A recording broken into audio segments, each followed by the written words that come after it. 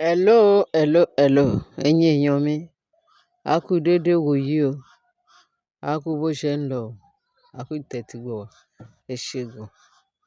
Gẹ́gẹ́ bí gbogbo wa ṣe mọ̀, wọ́n lè ní èní ní coronation 10th anniversary kábíyèsí.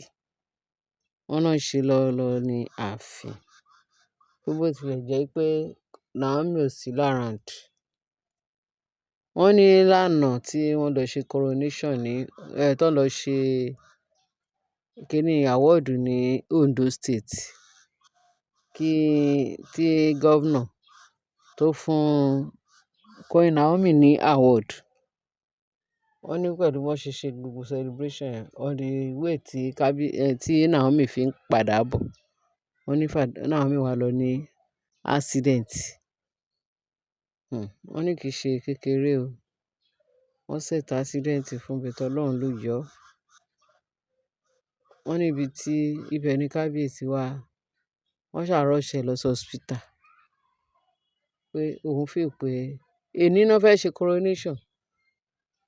Irú àná yẹn, ọ̀la náà fẹ́ ṣe coronation, irú èní yìí ló lá accident. Wọ́n ní kábíyèsí gbogbo program ó disorganize, pé bẹ́ẹ̀ kábíyèsí kò jẹ́ kó hàn sí gbogbo èèyàn. Wọ́n ní kì í ṣe kékeré o. Wọ́n ní kábíyèsí lérò pé bóyá ọ̀tá Naomi ó ní bákan. But Olúwa ṣe, Ọlọ́run ni ò jẹ́. Ọlọ́run wa tó máa ń ṣe iṣẹ́ ẹ̀, tó máa ń fààyè ọpẹ́ lẹ̀, òun ni ò jẹ́. Kò jẹ́ kí irú èní yìí má wáyé. Coronation 10th anniversary tó yẹ kí Naomi wà ńbẹ̀. Ó níbẹ̀ tí wọ́n ṣe, níbi tí wọ́n ti ń ṣe pé bẹ́ẹ̀ tọkàn ẹ̀ wà ní ọ̀dọ̀ ìyàwó òun. Wọ́n ní even gan time tó yẹ kí wọ́n pe Naomi, pé bẹ́ẹ̀ lòun kọ́kọ́ jí lọ láàárọ̀ yìí pé kó lọ wo Naomi ní hospital. Ó níbẹ̀ nígbà tó òun dé bẹ̀, pé òun dúpẹ́ gidi gan lọ́dọ̀ Ọlọ́run pé ó ti ń respond sí treatment. Pé ayọ̀ òun ni kó òun rẹ̀ fi tayọ̀tayọ̀ padà sí ibi occasion coronation tó ń ṣe fún òun lénìí. Pé inú òun dùn. Pé bẹ́ẹ̀ tó òun ò sọ fún anybody. Pé bẹ́ẹ̀ sì nǹkan tí nígbà tí wọ́n pe kábíyèsí sí orí seat ẹ̀, Naomi, wọ́n dẹ̀ pé Naomi. Pé níbo ni ìyá odindi queen ni ọba yẹ kó wà ní ẹ̀gbẹ́ kábíyèsí lénìí. Kí ló dé? Wọ́n ní kábíyèsí gbé microphone. Wọ́n ní láti sọ fún wọn pé kò sí problem, pé ó níbì kan tí ó lọ, kò ní pẹ́ dé. Pé bẹ́ẹ̀ tí dídì inú òun ni pé ìyàwó òun wà láyé, ó wà láàyè bó ń ṣe wà. Pé bọ́n ṣe wá pé Tadé ní ká wò. Pé wọ́n ní ta ló fẹ́ wá represent Naomi níbẹ̀. Pé kábíyèsí ni kán gbé chair ẹyọ kan gbé chair míì kúrò lẹ́gbẹ̀ẹ́ òun. Òun pé òun àti ìyàwó òun Queen Naomi ni kán gbé chair sí iwájú ẹ̀. Òun ò fẹ́ anybody. Gbogbo chair tán tò tán rò pé bóyá ẹni mẹ́ta mẹ́rin máa jókòó sí pẹ̀lú àwọn obìnrin ìtókù. Pé bẹ́ẹ̀ kò yé wọn, òun kàn ní kán gbé gbogbo chair yẹn kúrò pátá. Ó lé chair kan tí Naomi nìkan ní kán retain sí ẹ̀gbẹ́ òun.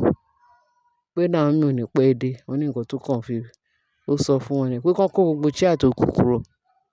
Wọ́n ní pé àwọn olórí ti wà láàfin o, pé wọ́n wà ní coronation yẹn. Pé bẹ́ẹ̀ tí wọ́n jókòó sí ẹ̀gbẹ́lẹ́gbẹ̀ẹ́. Pé tí kò sẹ́ni tán bí ire kó súnmọ́ òun because òun ò gbé chair kankan. Ó ní kán gbé gbogbo chair kúrò lẹ́gbẹ̀ẹ́ òun, kán fi chair ẹyọ kan ṣoṣo lẹ̀. Of which tí Naomi máa jókòó. Tí Naomi máa jókòó, pé seat Naomi nìkan.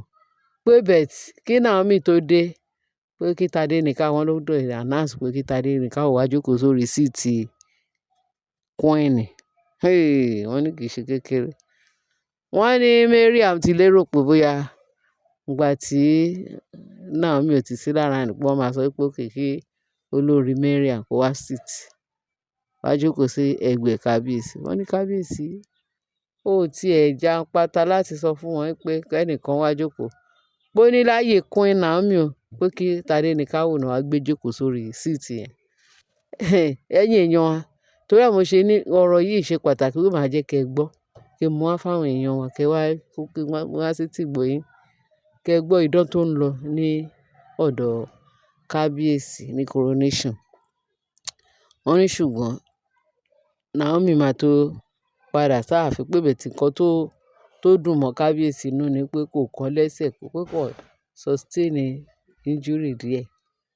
Pé bẹ̀tì ó ń respond sí treatment. Wọ́n sọ pé nígbà tí shock bó ṣe ní accident pé ó jẹ́ nǹkan tó jẹ́ kó land sí hospital because pé ara ẹ̀ pé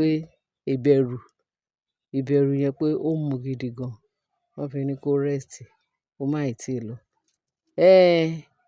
Ọlọ́run wa, ògbéni níjà kẹ́rù òbo níjà, orúkọ ẹ̀ ni nígbà gbogbo lọ́jọ́ gbogbo.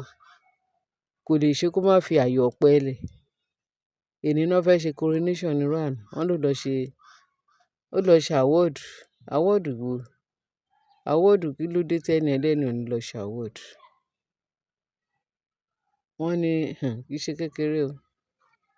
Wọ́n ní wọ́n sọ pé ó dàbí pé kíni, wọ́n ní Naomi ò lọ sí yunifásítì, kò ṣe gbá kò ṣàwo. Wọ́n ní master ló ń ṣe lọ́wọ́lọ́wọ́ báyìí. Bó ṣe master pé ó ní award kan tó ń fún nípa ti educational background ẹ̀. Wọ́n ní gbogbo nǹkan tí àwọn bad belle, gbogbo àwọn inú ní burúkú, àwọn tí wọn ò dá sí Naomi. Bẹ̀tì Ọlọ́run kò sígbà tí ò ní máa kó Naomi yọ. Ẹ tún wo gbogbo ọ̀nà tó ń lọ set fún, gbogbo strategy tó ń lọ set fún Naomi. Tí ó bá jẹ́ pé Ọlọ́run tó wà pẹ̀lú Naomi, kí là bá máa sọ, kí là bá máa bẹ̀tì ògo ni fún Ọlọ́run lókè ọ̀run. Torí Ọlọ́run wa, ọba ìyanu ni. Ọba ìyanu ni. Kò lè ṣe kó má fààyè ọpẹ́ lẹ̀. Ọpẹ́ náà là ń dún báyìí. Olúwa ẹ ṣeun, Olúwa ẹ ṣeun, Olúwa ẹ ṣeun. Kábíyèsí ẹ Ọlọ́run Olódùmarè. Ẹ kú iṣẹ́ o. Ẹ kú iṣẹ́ o. Ọba tó jẹ́ ká rógun ìbànújẹ́, tó jẹ́ ká gbúrò ìbànújẹ́. God forbid. A ò ní rógun ìbànújẹ́ títí láéláé àti láéláé. Lórúkọ Jésù Kristi ayọ̀ ni lọ́jọ́ gbogbo fún wa. Ẹ ṣé bàbá mi àti Ọlọ́run mi. Pé tí gbọ́. Ẹ ṣé. Ẹ̀yin èèyàn mi. Mo ní kí n sáré gbé ilé wa sí etí gbọ́ yín. Torí èní ni coronation kẹ́lẹ̀ mọ́ pọ́n ṣe. Coronation kábíyèsí 10th anniversary. Ó yẹ kí Naomi wà níbẹ̀. Ṣùgbọ́n a dúpẹ́ lọ́dọ̀ Ọlọ́run. A dúpẹ́ lọ́dọ̀ Ọlọ́run. Ògo ni fún Ọlọ́run lókè ọ̀run.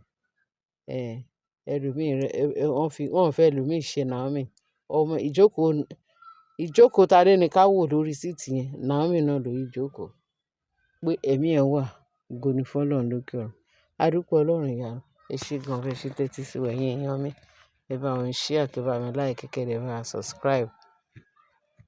Nígbà bá yá tá bá tún rí another gist tó jẹ́ pé ó tún gbádùn tí ó lè yé wa yékéyéké tá máa fi torí ẹ̀ máa yan Ọlọ́run lógo.